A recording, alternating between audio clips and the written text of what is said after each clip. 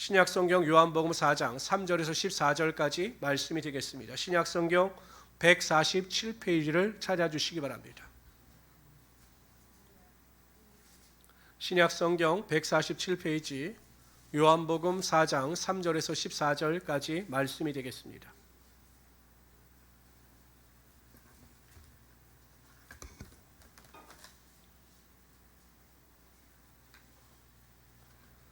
우리 다 찾으셨으면 우리 3절부터 14절까지 우리 한 절씩 교독합시다. 제가 먼저 3절을 읽겠습니다. 유대를 떠나서 다시 갈릴리로 가실새 사마리아를 통과하여야 하겠는지라 사마리아에 있는 수가라는 동네에 이르시니 야곱이 그 아들 요셉에게 준 땅이 가깝고 거기 또 야곱의 우물이 있더라. 예수께서 길을 가시다가 피곤하여 우물 곁에 그대로 앉으시니 때가 6시쯤 되었더라. 사마리아 여자 한 사람이 물을 길르러 왔음에 예수께서 물을 좀 달라 하시니 이는 제자리 먹을 것을 사라 그 동네에 들어갔음이로라. 사마리아 여자가 이르되 당신은 유대인으로서 어찌하여 사마리아 여자인 나에게 물을 달라 하시나이까 하니 이는 유대인이 사마리아인과 상종하지 아니함이로라. 예수께서 대답하여 이르시되 네가 만일 하나님의 선물과 또 내게 물 좀 달라 하는 이가 누구인지를 알았더라면 내가 그에게 구하였을 것이요 그가 생수를 내게 주었으리라. 여자가 이르되 주여 물기를 그릇도 없고 이 물은 깊은데 어디서 당신이 그 생수를 얻겠사옵나이까. 우리 조상 야곱이 이 우물을 우리에게 주셨고 또 여기서 자기와 자기 아들들과 짐승이 다 마셨는데 당신이 야곱보다 더 크니이까. 예수께서 대답하여 이르시되 이 물을 마시는 자마다 다시 목마르려니와 내가 주는 물을 마시는 자는 영원히 목마르지 아니하리니 내가 주는 물은 그 속에서 영생하도록 솟아나는 샘물이 되리라. 아멘. 저는 오늘 읽어드린 말씀을 가지고 예수님을 만날 때 인생의 길이 보입니다. 길이 보인다. 이 같은 제목으로 하나님의 말씀을 전가하도록 하겠습니다. 제가 PPT 하나를 준비했습니다. 이 여자 자매입니다. 이 자매 이름은 최연아 자매입니다. 중국에서 태어났고 중국에서 살았습니다. 그런데 문제는 11살 때 그 어머니가 비염 환자라 냄새를 잘 맡지 못하는데 이 가스가 새는 걸 냄새를 못 맡을 겁니다. 그래서 그 부엌에 가스가 가득 찬데 모르고 가스를 켰다가 폭발했습니다. 그 어머니는 그 딸을 살리려고 그 딸이 부상당한 딸을 고 병원으로 달렸습니다. 그런데 어머니는 오히려 죽음을 당하게 됩니다. 죽어요. 그리고 딸은 살았는데 살아도 산 것이 아니었습니다. 전 몸의 95%가 3도 화상에 입었습니다. 그래서 처음에 의사들이 진단을 내리기를 살기는 힘들 것이고 살아도 정상적인 생활하는 것은 불가능할 것이다 라고 결론을 내렸습니다. 근데 그런 일이 발생한 겁니다. 왜냐하면 뼈는 자라는데 이 피부 같은 경우는 화상을 입게 되면 이게 수축이 되지 않습니까? 그러니까 뼈는 자라고 피부는 수축이 되니까 앉아있지도 못하고 서지도 못하는 상황이 되는 것입니다. 그래서 하루 종일 집에 누워 있었습니다. 이 사연을 듣고 그 한인교회 장로님 한 분이 그 자매를 찾아가서 위로합니다. 자매님, 제가 기도하고 하나님의 인도하심을 쫓아왔는데 하나님께서는 우리 자매님을 사랑하십니다. 하나님을 믿으시길 바랍니다. 라고 복음을 증거했습니다. 그런데 이 자매가 거부합니다. 하나님이 나를 사랑하신다면 왜 나를 이렇게 만드셨어요? 왜 우리 가정을 이렇게 불행하게 만드셨습니까? 라고 복음을 거부합니다. 그러나 이 장로님은 끊임없이 이 자매에 대하여 관심과 사랑을 쏟습니다. 그리고 한국에 전라도에 있는 성형외과 원장님과 결연을 맺어서 이 자매가 한국에 초청을 받아 들어오게 됩니다. 성형외과 원장이 헌신적으로 노력과 수고를 통해서 40여 차례 성형수술을 받았습니다. 그래서 어느 정도 정상적인 생활을 하게 됩니다. 또 그 원장님이 어느 교회 청년들과 연계를 맺어줘서 이 청년들이 계속 신방을 와서 복음을 증거한 것입니다. 어느 날 청년들이 그 병실에 찾아와서 그 자매를 축복하면서 당신은 사랑받기 위해 태어난 사람이라고 하는 그 CCM 찬양을 불러줬습니다. 그때 이 자매가 감동을 받게 됩니다. 내가 무엇이건데 나에게 이렇게 사랑을 쏟는가, 정말 하나님께서 나를 사랑하시는가 보다 라고 그 자리에서 예수 그리스도를 영접하였습니다. 지금까지 자신의 인생은 절망이고 끝이다 라고 생각을 했었는데 예수 그리스도를 영접하는 순간 길이 보이고 꿈이 보이기 시작했습니다. 그래서 열심히 공부해서 검정고시를 통과하고 이화여대 영문학과를 졸업합니다. 그리고 대학원에 진학하여 사회복지학을 전공했습니다. 지금은 위도스라고 하는 청년 화상 경험자 모임의 리더로서 화상으로 상처받은 자들을 위로하고 그들이 일상생활 가운데 복귀할 수 있도록 애쓰는 그 노력을 하고 있습니다. 여러분 보세요. 절망과 어두움 뿐이었습니다. 희망이라고 하는 것은 전혀 찾아볼 수가 없었습니다. 그러나 예수님을 영접하고 예수님께서 그 자매의 인생의 길을 내시니 그가 꿈을 가지고 내일을 기대하면서 소망 가운데 살아갈 수 있게 되더라는 것입니다. 오늘 본문에 나오는 여인도 마찬가지예요. 남편이 그 전까지 5이었습니다. 지금도 6번째 남편과 살고 있습니다. 누가 봐도 정상적인 삶은 아니었습니다. 사랑이 갈급했는지 아니면 낮은 자존감으로 인해서 만족감이 없었는지 그 여인은 기구한 인생을 살았습니다. 12시에 물을 길러와요. 정오에. 다른 사람들의 눈을 피해서 너무 부끄러워서 다른 사람들을 만나고 싶지 않아서 난 12시에 물을 길러옵니다. 그러다 예수 그리스도를 만났습니다. 그리고 예수 그리스도가 메시아됨을 믿는 순간 그녀의 삶의 길이 열리고 그녀의 삶의 소망의 빛이 넘치기 시작했다라는 것입니다. 성도 여러분, 우리가 하나님을 만날 때, 예수 그리스도를 만날 때 우리의 인생의 기적이 나타나고 우리의 인생 가운데 길이 열리게 되는 것입니다. 아무리 우리의 인생이 어둡고 전혀 나갈 길이 보이지 않아도 예수님께서 찾아오셔서 우리를 만나 주시고 우리가 예수 그리스도를 만나면 우리 인생의 길이 열리고 우리의 인생 가운데 시온의 대로가 반드시 열리게 되어 있다는 것입니다. 여러분 정말로 감사한 게 무엇인지 아십니까? 하나님은 항상 우리를 만나 주시기를 원하신다는 것이에요. 여러분 오늘 성경의 이야기를 보면 예수님께서 남부 지역인 유다 지역에서 사역을 하시다가 북부 지역인 갈릴리로 가셔야 했어요. 그렇다면 이 사마리아 지역을 통과해야 합니다. 그래서 어디로 들어가셨느냐? 수가성으로 들어가셨어요. 그리고 12시인지라 제자들은 음식을 사러 가고 예수님께서는 그 야곱의 우물 곁에 계셨습니다. 그때 이 여인이 찾아온 것입니다. 여인을 만난 것입니다. 여쭤볼까요? 이게 우연일까요? 우연히 예수님께서 야곱의 우물 곁에 앉아 계셨고 우연히 상처 많은 여인이 예수님께 나온 것일까요? 절대 우연이 아닙니다. 하나님 안에선 우연이 없어요. 비록 이 여인이 인생이 고달프고 많은 사람들에게 인정을 받지 못하는 상처를 가지고 살아가는 보잘것없는 인생이었지만 하나님께서는 그 여인의 영혼을 천하보다 귀하게 여겨주셨기 때문에 그 여인을 구원하여 주시기 위하여 예수님께서 그녀를 만나기 위하여 수가성으로 가셔서 그 우물 곁에서 그녀를 기다리고 계셨던 것입니다. 이처럼 하나님께서는 항상 우리를 만나 주시기를 원하셔요. 만나 주셔서 우리의 삶의 시온의 대로가 열리게 하여 주시기를 원하신다라는 것입니다. 제가 어저께 토요일 날 아침 일찍 일어났습니다. 근데 제 침대 곁에는 이 사진이 있어요. 그 사진 중에 하나가 저희 아이들이 어렸을 때, 딸이 4살 때, 아들이 한 2살 때 이렇게 서로 껴안고 이렇게 찍은 사진이 있어요. 제가 그 사진을 이렇게 무심결에 보는데 지금 뭐 다 커서 부모의 손길이 그렇게 필요치 않았지만 그 어렸을 때 사진을 보니까요, 와, 그렇게 기쁘더라고요. 행복하더라고요. 그렇다고 뭐 이 아이들이 저에게 해준 것이 있느냐? 하나도 없습니다. 하나도 없어요. 그냥 내 아들이고 내 딸이기 때문에 보니까 너무 기쁜 거예요. 이 자녀를 가진 자녀 부모들은 그 마음을 알잖아요. 하나님이 이루하시다라는 거예요. 우리가 하나님께 대하여 무엇을 해드리지 않았는데도, 우리가 하나님께 대하여 합한 생활을 살아가지 않았는데도 하나님께서 우리를 자녀 삼아 주시고 우리를 친백성 삼아 주신 것으로 인하여 우리를 보실 때마다 기뻐하신다라는 것입니다. 스바야냐서에 그렇게 나와요. 다 같이 읽어봅시다. 시작. 너희 하나님 여호와가 너희 가운데 계시니 그는 구원을 베푸실 전능자시라. 그가 너로 인하여 기쁨을 이기지 못하여 하시며 너를 잠잠히 사랑하시며 너로 인하여 즐거이 부르며 기뻐하시리라 하리라. 하나님께서 우리를 얼마나 기뻐하시는지 그 기쁨을 이기지 못할 정도로 최고로 기뻐하신다는 것입니다. 우리를 보시는 것만으로 기뻐하시기 때문에 항상 우리와 함께 하시기를 원하시며 우리를 만나 주시기를 원하시는 하나님이 되시는 거예요.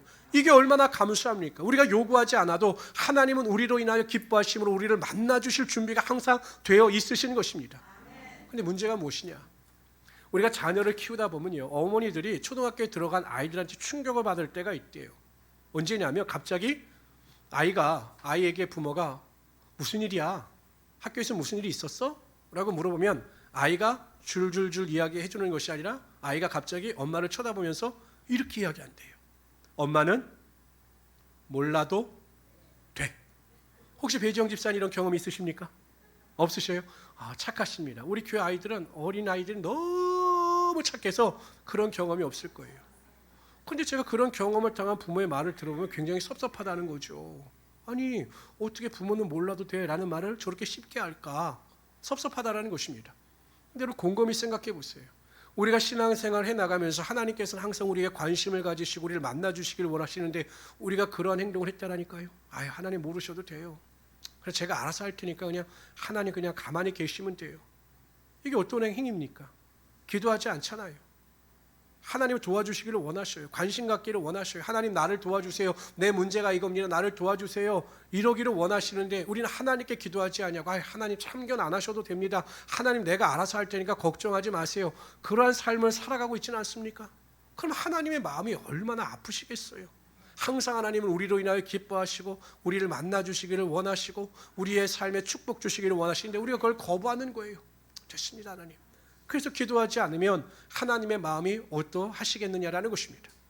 우리는 항상 하나님을 만나야 합니다. 그리고 그 하나님의 만남의 경험을 통해서 하나님의 기적을 체험할 수 있어야 합니다.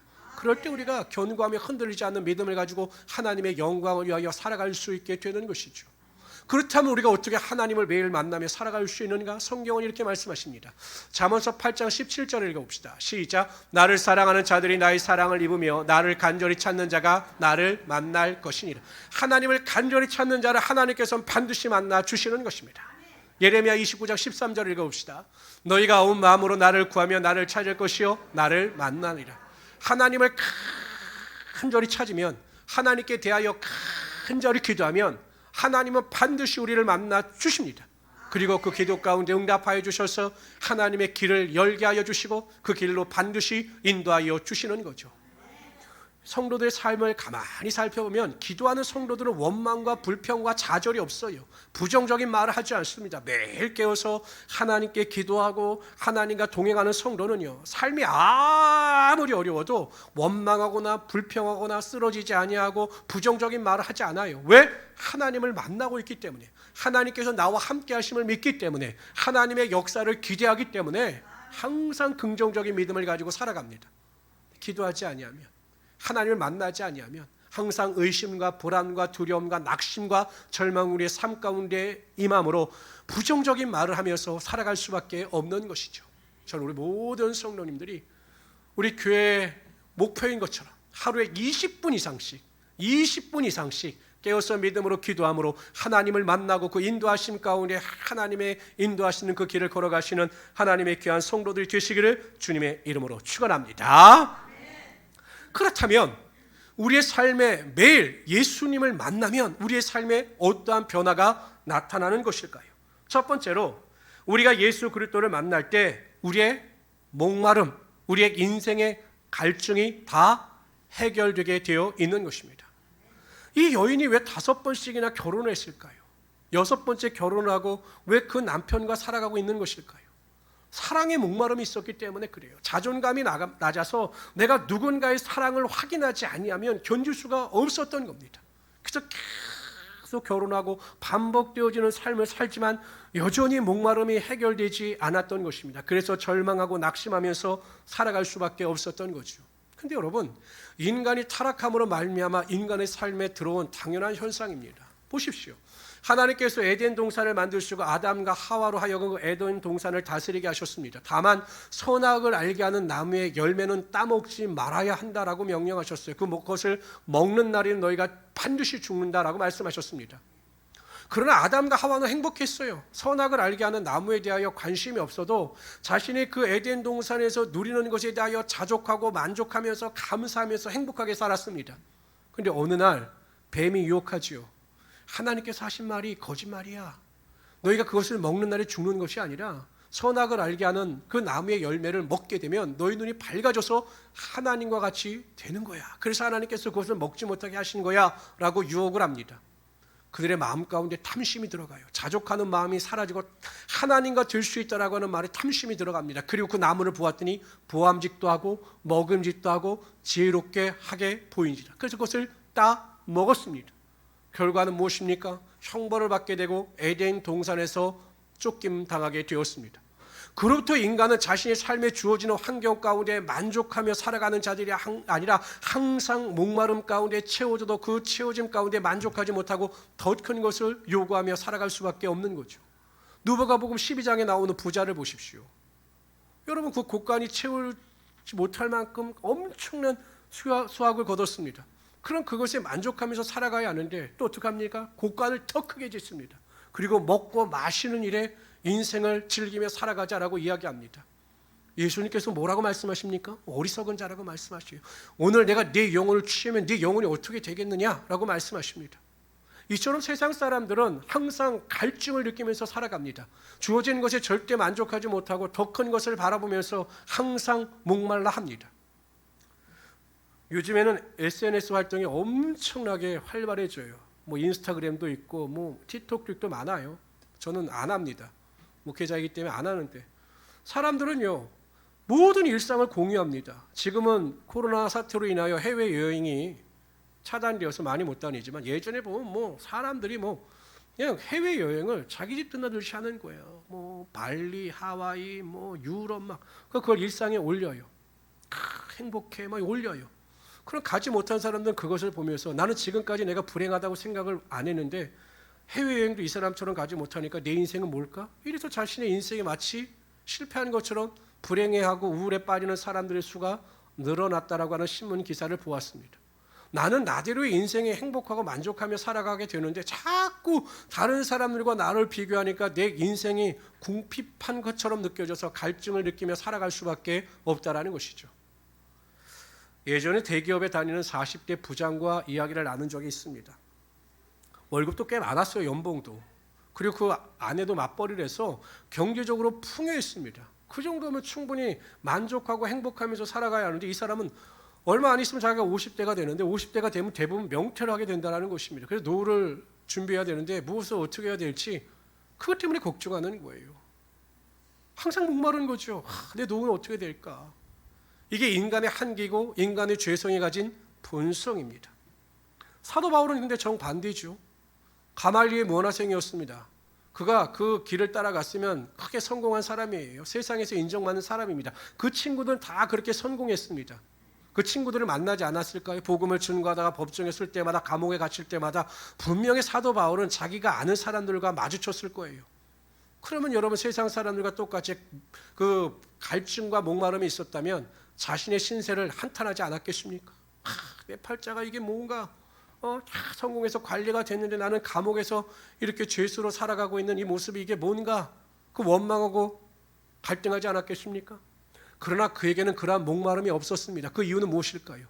예수 그리스도가 그 안에 있었기 때문에 예수 그리스도로 인하여 만족하기 때문에 갈증이 아니라 그 마음의 생수로 인한 기쁨과 소망과 즐거움이 흘러 넘칠 수 있었던 것입니다. 성도 여러분, 정말 내가 구원을 받았는지 하나님의 자녀로 살아가고 있는지 알아볼 수 있는 가장 좋은 방법은 내가 예수 그리스도 한 분만으로 만족하고 감사하며 살아갈 수 있는가를 점검해 보면 알 수가 있는 것입니다. 문제가 있어요. 경제적인 어려움이 있습니다. 자녀로 인한 문제가 있습니다. 직장에 문제가 있습니다. 그것만 생각하면 골치가 아파요. 머리가 아파요. 그런데 그럼에도 불구하고 예수 그리스도를 생각만 하기만 하면 그것으로 인하여 기뻐하고 감사할 수 있는 사람, 이 성도들이 생수이신 예수 그리스도로 인하여 구원을 받아 그 은혜 가운데 살아가는 성도들입니다.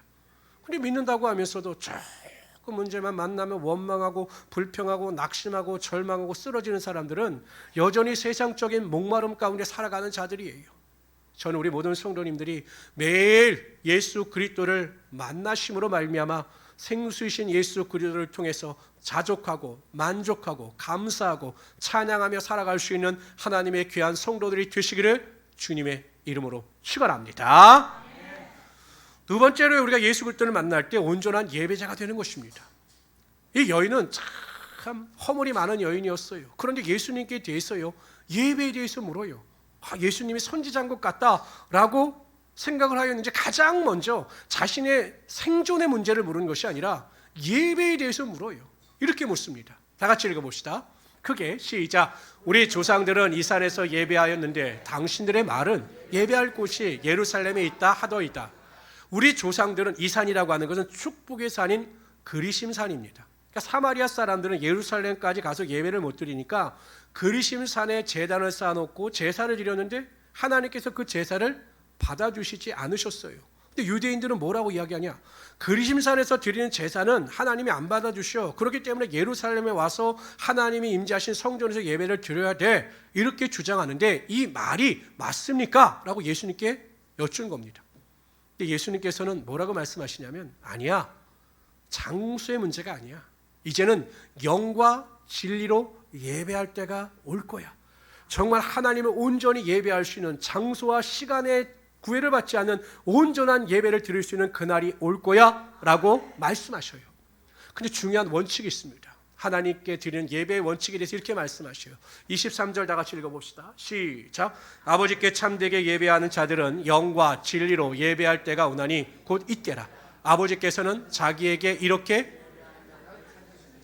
이렇게 예배하는 자들을 찾으시느니라. 무엇입니까?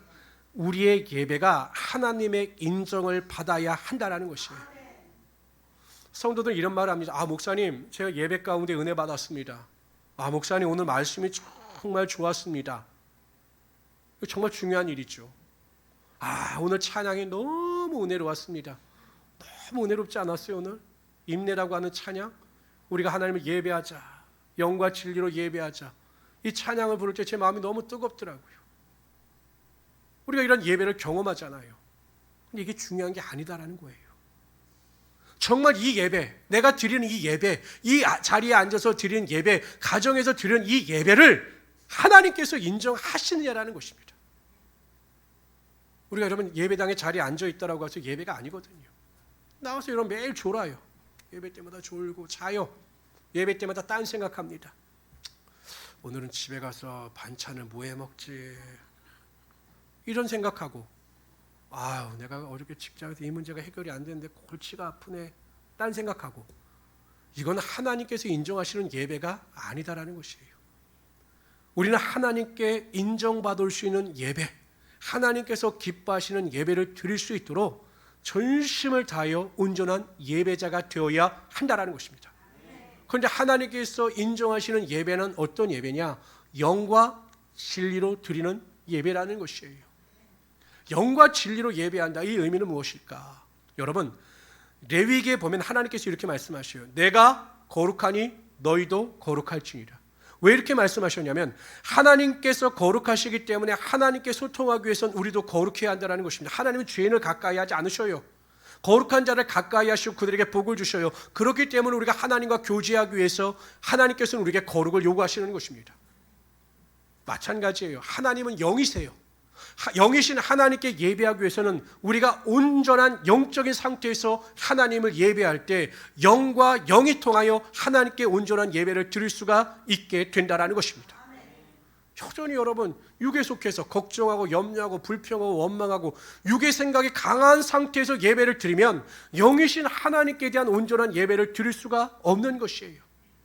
죄를 고백하고 회개하고 거룩한 영과 성령 충만한 상태에서 하나님을 예배하고 하나님을 찬양할 때 온전히 하나님의 영광을 위하여 예배할 때 하나님께서 우리의 예배를 받아주시고 우리의 예배 가운데 하나님의 은혜가 반드시 임하게 하여 주시는 것입니다.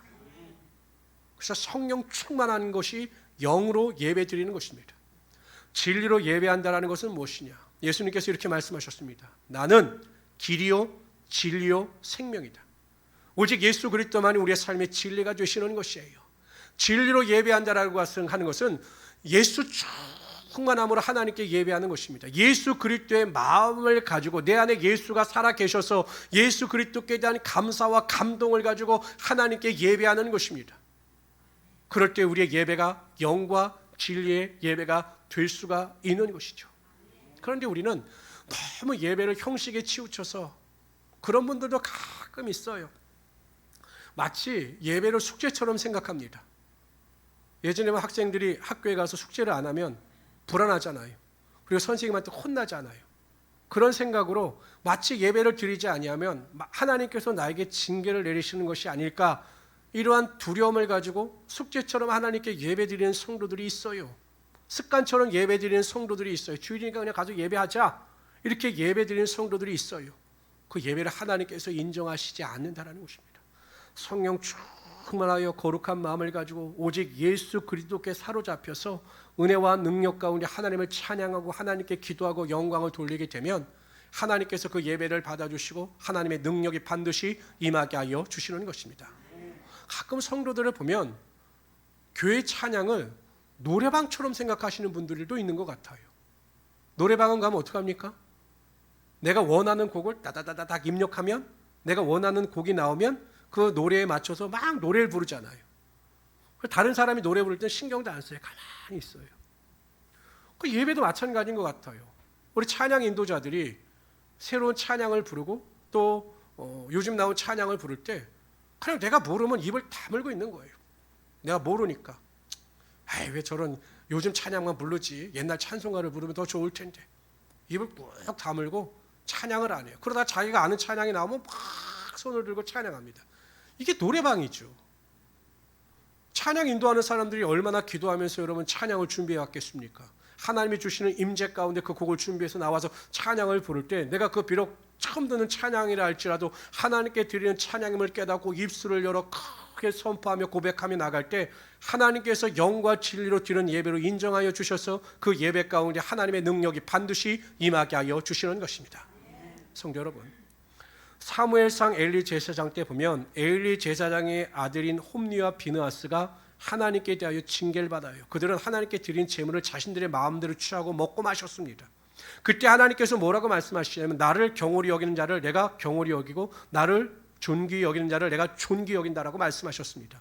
예배를 귀히 여기는 자를 하나님께서 존귀케 하여 주시고 그를 높여 주셔서 하나님의 영광의 능력이 임하게 하여 주시는 것입니다.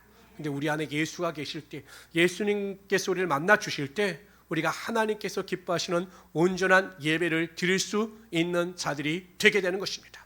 그러므로 우리 모든 성도님들은 그러한 믿음 가운데 승리하며 살아갈 수 있는 귀한 성도들이 되시기를 주님의 이름으로 축원합니다. 세 번째로요, 우리가 예수 그리스도를 만날 때 우리의 삶이 목적에 맞는 삶을 살아가게 되는 것입니다. 그 여인이 마침내 영안이 열렸어요. 아, 예수님께서 내 앞에 계신 분이 메시아구나 라는 것이 믿어졌습니다. 그러자마자 이 여인이 어떻게 반응하느냐, 자신이 가지고 왔던 물길러 가지고 왔던 그 동이를 내어 번져버리고 마을을 향해서 막 달려가는 것입니다. 그러면서 이렇게 이야기합니다. 내가 행한 모든 일을 내게 말한 사람을 와서 보라. 이는 그리스도가 아니냐라고 막 복음을 전가하는 것입니다. 그랬더니 어떠한 결과가 나타나느냐, 여자의 말이 내가 행한 모든 것을 그가 내게 말하였다 증언하므로 그 동네 중에 많은 사마리아인들이 예수를 믿는지라. 여러분, 물을 길러 오기 전까지만 해도 그 인생은 완전 패배자의 인생이었어요. 목적이 없었어요. 근데 그 인생이 완전히 바뀐 것입니다. 물동이를 버려두었습니다.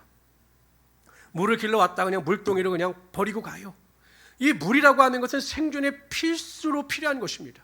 그런데 여러분, 이 물동이를 버렸다고 하는 것은 내가 이제 더 이상 먹을 것, 입을 것, 마실 것에 집착하면서 살아가지 않겠다. 오직 하나님의 영광을 위하여 살아가겠다라고 하는 믿음을 가지고 결단하며 사람들에게 나가 복음을 증거했던 것입니다.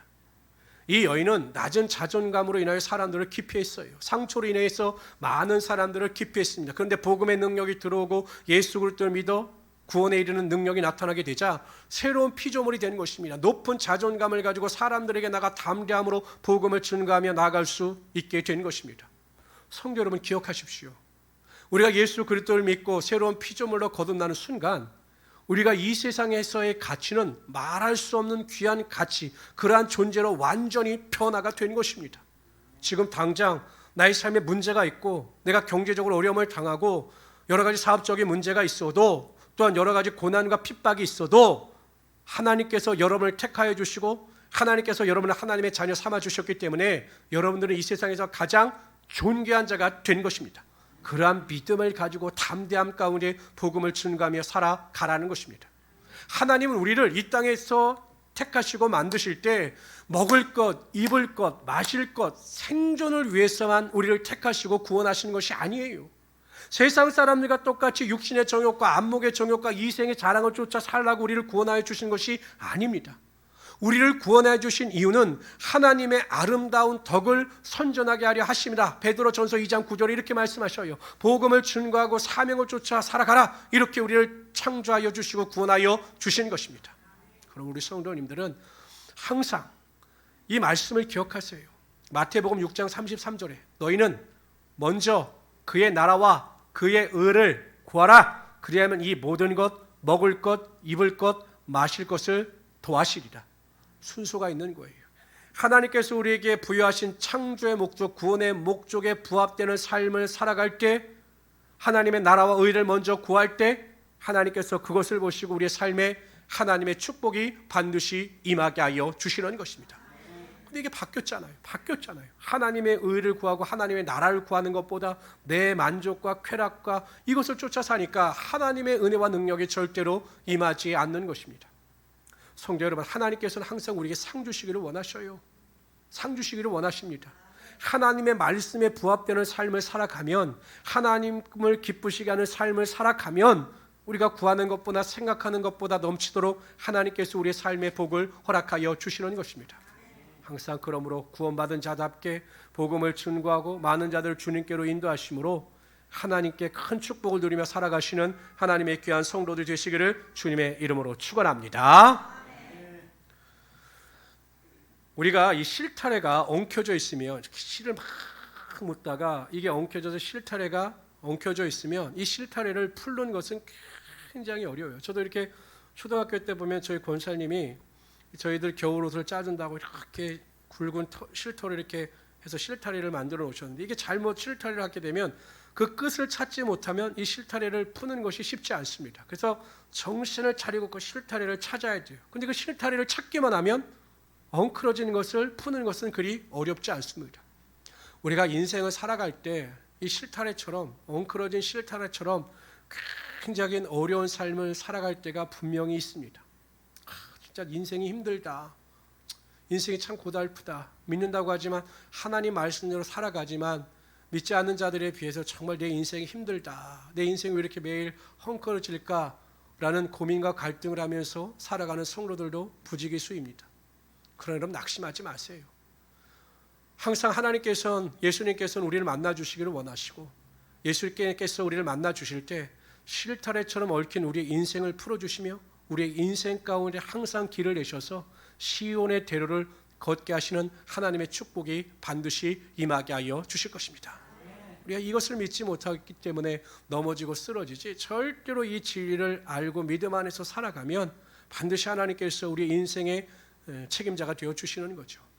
그러므로 항상 나를 하나님께서 만나주시기를 원하신다, 항상 하나님은 나를 만나주신다라고 하는 믿음을 가지고 매일 깨어서 전심으로 하나님을 찾고 믿음으로 기도하며 나아갈 수 있는 하나님의 귀한 성도들이 되시기를 주님의 이름으로 축원합니다.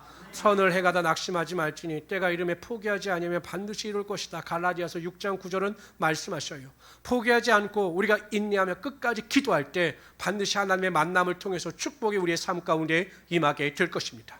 그리고 그러한 만남을 통해서 우리의 모든 인생의 갈증이 사라지고 예수 그리스도께서 우리의 인생의 생수의 강이 되심으로 그로 인하여 만족하고 감사하며 살아갈 수 있게 될 것입니다.